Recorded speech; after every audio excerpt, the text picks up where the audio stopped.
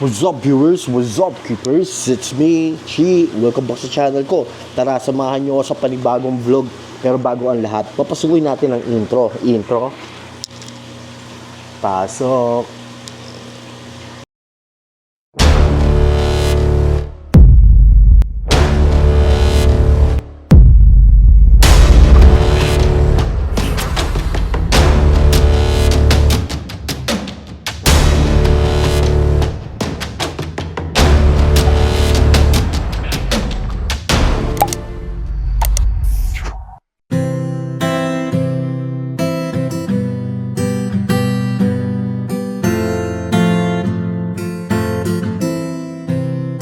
So yun guys, eto, isang masayang araw ngayon dahil mamimingwit tayo.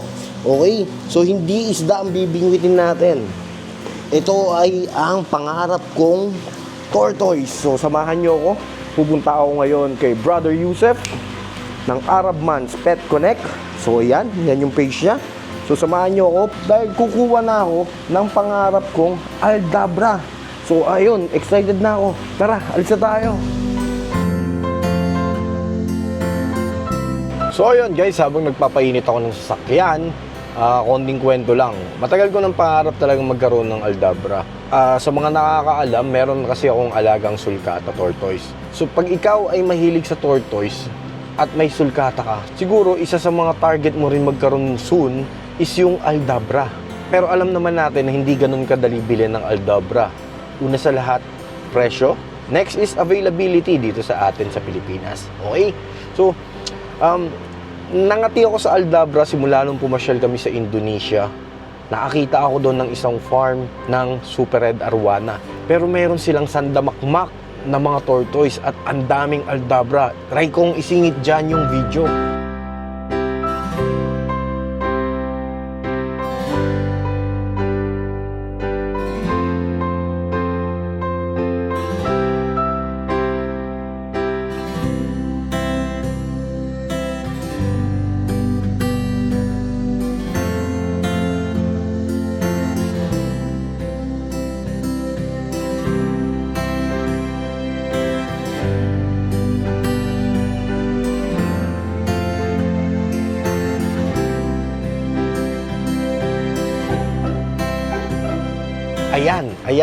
Ayan. Kasama ko pa yung mga ninongs niyan. Nagsusulkata na ako ng mga panahon na yan. Pero wala pa kaming Aldabra. Ayun. So ayun. Masaya lang ako ngayong araw na to dahil una sa lahat, yun nga, matutupad ang isa sa mga pangarap kong alagaan. And regalo ko to sa sarili ko. Actually, matagal na to sobra. Matagal na akong naghahanap. June pa lang naghahanap na ako. Kinukulit ko na yan si Brother Yusef. Kung kailan ba magkakaroon, kailan ba darating. Ngayon, maya't maya, follow up ako. Every other week, follow up ako. Hanggang lumagpas na yung birthday ko. Kasi ang target ko dyan talaga is regalo ko sa birthday ko. So, ayun na nga. September na ngayon. Ngayon pa lang ako makakakuha. Pero tara na. Tama na yung daldal. Punta na tayo doon. At gusto ko na makita yung kauna-unahang Aldabra ko. Yo, what's up? I'm back. Nandito na ako sa pin nung location. Antayin ko na lang siguro lumabas si Brother Yusef dito. Hindi ko alam kung saan dito. So ayun, antay-antay lang ako. Update ko kayo mamaya kung anong makakaganapan. Yo, what's up? So ayun, nandito ako ngayon sa facility. Oh, Yusef, ayan oh. What's up, brother? So pakita natin. Ito yung mga available niya dito. Ito unang nakita natin dito, guys. Aldabra. Paganda.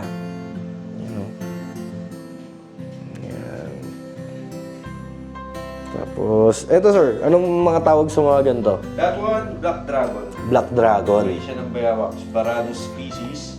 Yan yung lumalaki ng sobra. Black Dragon. So, many of the reptile people know that.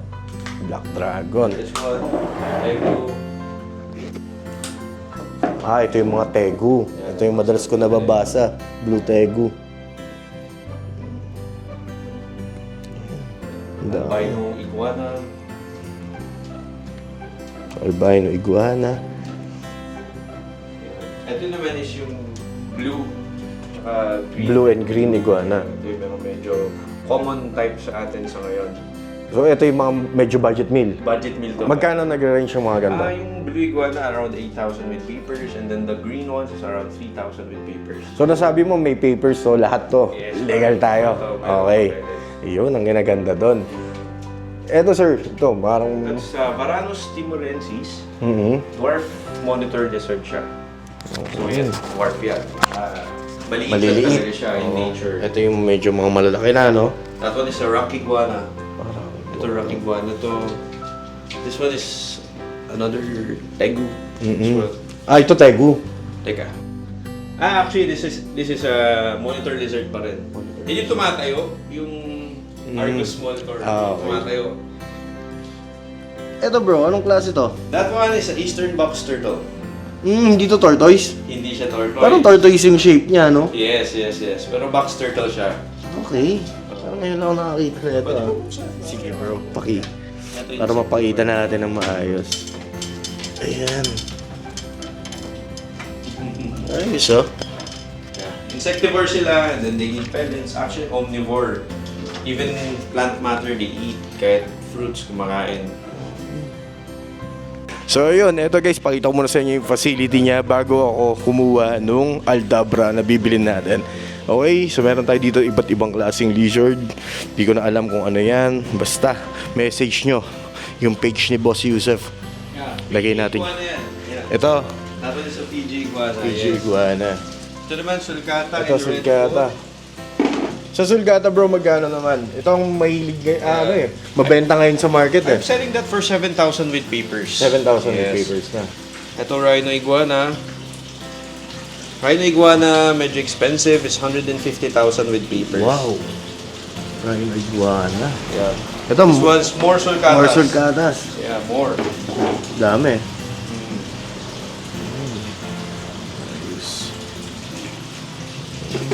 Ano pa ang mga available na? Ito, mas malalaki. So, Yeah. mga gantong size, magkano naman? Itong sizes, it varies. It's around 25 to 35,000 per head. So, etong malalaki, dalawa yan is around 35. And then the small ones is 20 to 25,000. This one is the cheapest, 20,000, and the rest is around 25. Yun ang kinaganda sa tortoise, no? Talagang tumataas yung value, no? Tumataas yung value. The bigger, the more expensive. Ganyan talaga ang tortoise, pare. Pakain mo, kangkong lang, di ba? Pasampu-sampung piso sa luyot lang, ano? Oo, pare. Ganun na lalaki niya. Eto bro, ano tong malaki na to? That one is a Cuban rock iguana. Rock Currently, Iguana. wala pa tayong for sale niyan eh. So ano mo to? Breeder ko lang siya. Alaga mo to. Tagal ko na alaga yan. It's like 7 years. Oh, 7 years? Oo, tagal na yan. Nakuha ko yan, maliit pa. Ito mga Dami. tegus. These are the blue tegus. Blue tegus. Ah, lumalaki pala sila. Yeah, they grow big. Ito is sabadot size. They can grow bigger pa. Bigger almost pa. Almost double. Parang ganon? Yes. Wow. Parang ganyan. Okay. Okay guys, ito naman leopard tortoise na adult. Ayan. Ano to, mga for sale or may mga may-ari na? This one is currently reserved. Oh. This one is for sale. Okay. Tapos Ito ay mga Aldabra. mga Aldabra. May markado na yung sa'yo eh. Ayun oh. Hulaan nyo dyan kung nasan yun.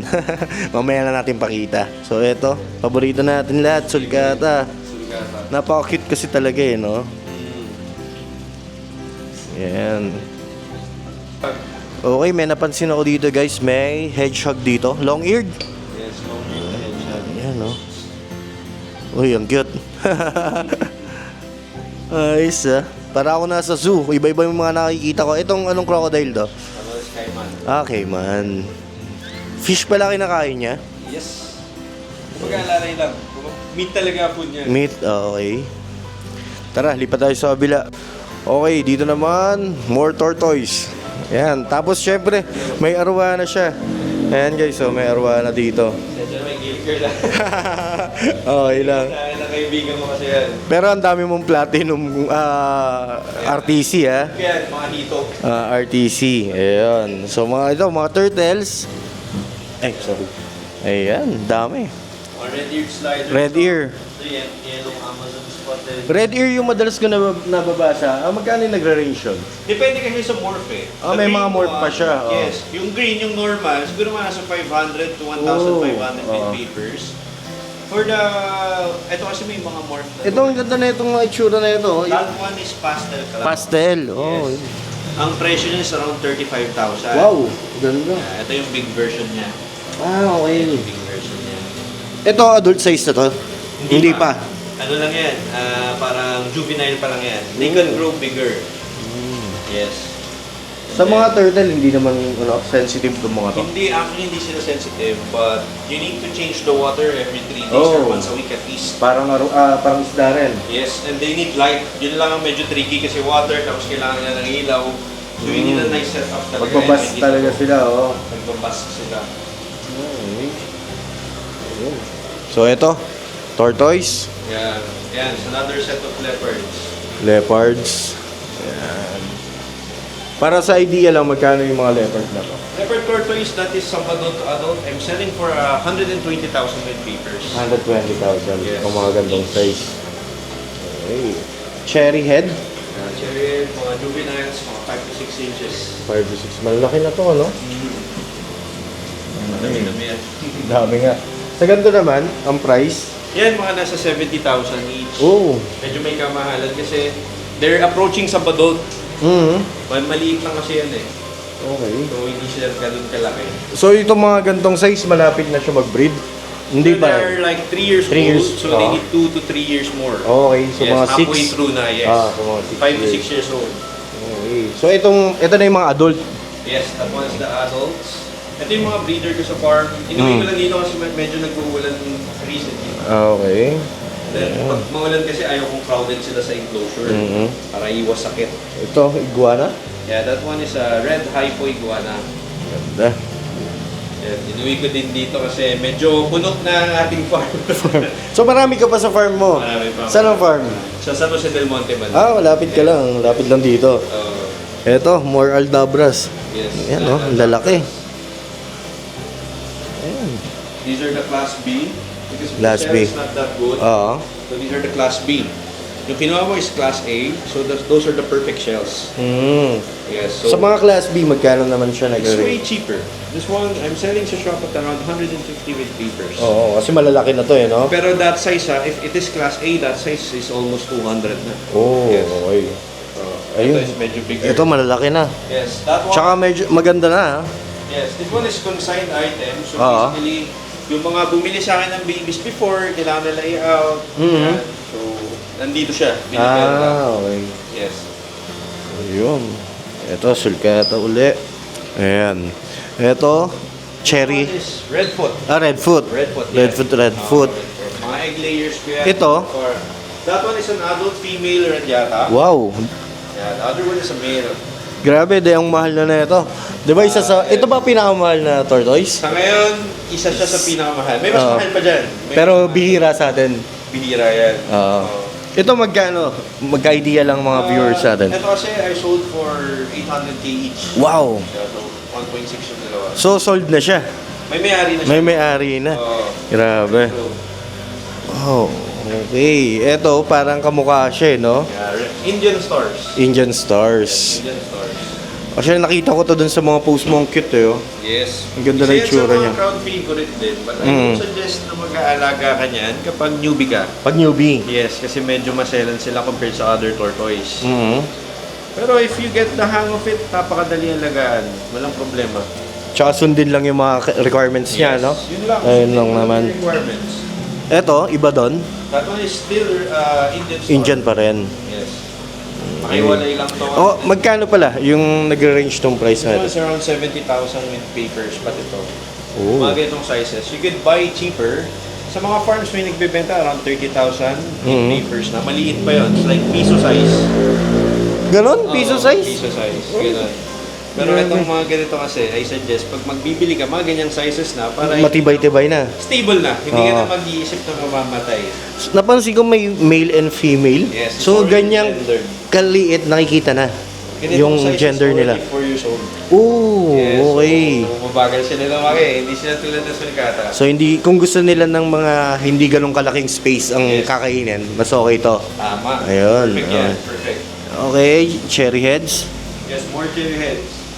Ayan. Itong maliliit, magkano ang cherry head? Yes, itong maliliit, I'm selling for around 45. 45,000.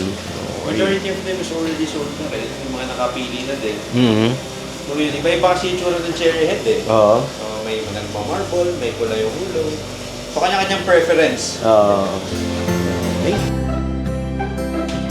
So ayun guys, eto na yung kukunin nating Aldabra, yung mas maliit. Ito yung napili rin sa akin ni Bro Yusef. Agree naman ako. Siya nga yung pinakamaganda sa batch. Ayan. So excited na ako. Nakakatuwa. Grabe.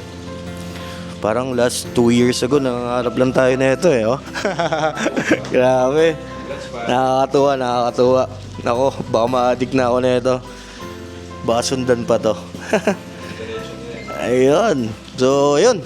So bro, regarding sa papel na ito, nakikita ng mga tao may alaga ako na ito. At gusto ko syempre legal lahat. Yep. So, may papel naman yung kinuha ko, tama? Pare. Hindi pwedeng wala. Meron. Meron. Gawin natin lahat ng tama. Ayun. So, may papers yan. So- It will be named under your address tsaka sa pangalan mo. Nandun lahat. So, mamaya ipapalalamog ko na lang sa'yo kasi naiwan ko sa office. Okay. Oo. So, okay. So, Thank you, yun. pare. Mas maraming salamat. Palot na natin yan. Congratulations din. Sana, Ayun, no. Sana mapalaki ko ng maayos. Ayun, no. Grabe. Congrats. Thank you. Poo! Grabe guys, hindi ko mapigilan. Parang kinikilig ako. Nabili ko rin sa wakas yung matagal ko ng pangarap. Nakakatuwa lang syempre. Tagal nating inintay ito, pinag-ipunan. Tapos eto, yun, nabili na natin. So pakita ko sa inyo. Habang hindi pa tayo nagdo-drive, eto, pakita ko na sa inyo. Oh, grabe! Nakakakilig! Damn! Ang pangalan pa nga pala nito, mamaya ko na sasabihin. Pero kung friend ko kayo sa FB, makikita nyo yung pinost ko, kung ano yung magiging name niya. Ayan, no? Apaka-cute! Grabe, oh. Ayos. So, yun, biyahe muna ako. Balikan ko kayo pag nasa bahay na ako. So, ayun guys, nandito na nga ako sa bahay. Ito yung magiging enclosure ng bago nating tortoise. Ayan. Okay. 4 feet by 20 by 20 inches yata. Yan yung sukat niyan. So, ayusin natin yung camera natin. Ayan. Okay, tapos ito naman yung Aldabra natin. Ito siya. Grabe magdumi. Sobra. Grabe ang dumi. Ew! Bao! Ang bao mo! Ha! Grabe. Ayan o. Super bao. Grabe magdumi. Teka, kuha wipes. Ayan. Tignan nyo. Grabe. Ilang minuto lang akong bumiyahe. Parang 40 minutes lang akong bumiyahe. Ganyan nakarami yung pupo niya. Ayan. So, punasan muna natin bago natin lagay sa enclo. Baho mo. Okay. Ayan. So, pakita natin. Ayan. Okay. Baho, grabe. Parang mas mabaho to kaysa sa sulcata. Ayan. So, pasok na natin. Ayan, lakad ka na. Bagong bahay. Okay, lapit na tayo. Teka lang na. Ito. So, yun na siya.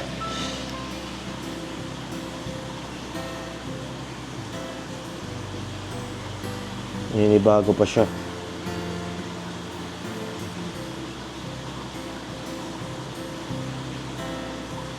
Yan ay magiging bahay mo. Yan, napakita natin yung enclosure niya. So, dito, meron siyang babaran. Lagayan ng pagkain. Tapos dito naman sa my right side is yung magiging hide niya. Yan, hide. Tapos meron tayo dyan mga coco black. Ano ba tawag dyan? Basta, yung coco. Yun yun. Yan, ayos. Tignan nyo guys si P, ayun, nakatingin na agad kay Taco. P, okay ba yan? Okay yan? Gusto mo yan? Ha? Ano name yan?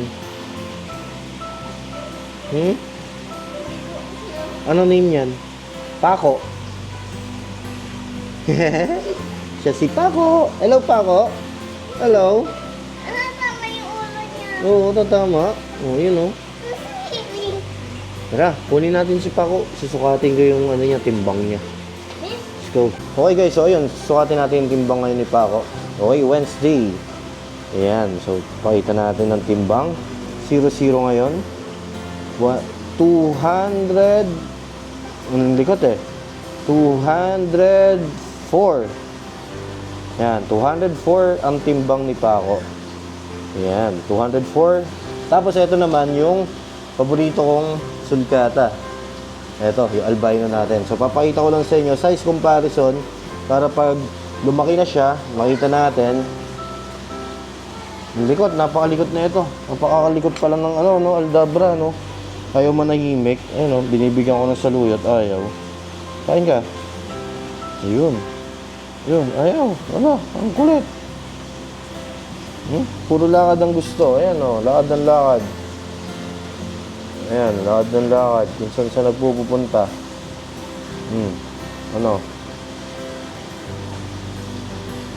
Ayaw niya ng saluyot. Ayaw niya pa siguro kumain.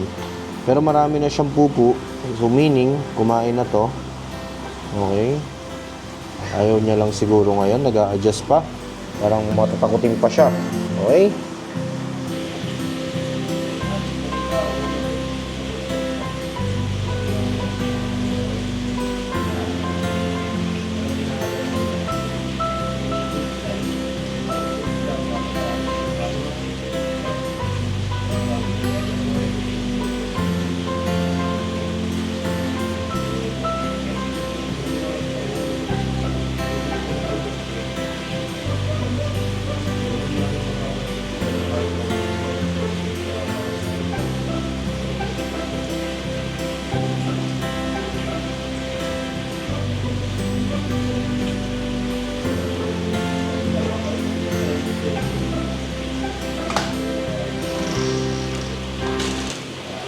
So, ang magiging pangalan pala ng aldabra natin is Paco. Meron akong pinost na ito sa Facebook dati, parang around May yun, nung napanood ko na yung Final Destination. Merong pinakitang tortoise doon, pero hindi siya aldabra. Kaso, ang name niya ay Paco. So, nung napanood ko yun, naisip ko na, sabi ko, sa susunod na magkakaroon ako ng kahit anong tortoise, ang ipapangalan ko ay Paco. Okay, so ayun, tawagin natin Paco ang bago nating aldabra. So ayun, konting kwento na lang din. Sobrang tagal kong inintay ito. Lagi kong kinukulit si Boss Yusef. Actually, matagal ko siyang pinag-ipunan. So, nag-ready ako ng pera, first week ng July. Tapos hanggang sa na-move. Nangangati na nga ako. Actually, nangangati na ako noon. Kasi, dun din yung time na parang gusto ko na mag-upgrade ng Vespa. Gusto ko na mag 300cc. Pero pinigilan ko yung sarili ko. Sabi ko parang, mas gigil ako kay Aldabra kaysa sa Vespa ngayon. So ayun, napigilan ko yung sarili ko, nagtipid ako, hindi ako nagagastos ng kung ano-ano, hindi ko in-upgrade yung Vespa ko.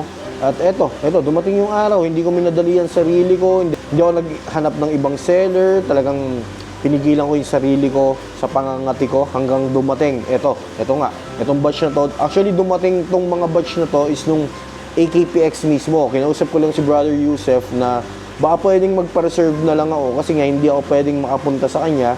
Dahil alam naman natin na busy ako nung AKPX4. Almost 1 week akong nasa Alabang noon. Hindi ako umuwi.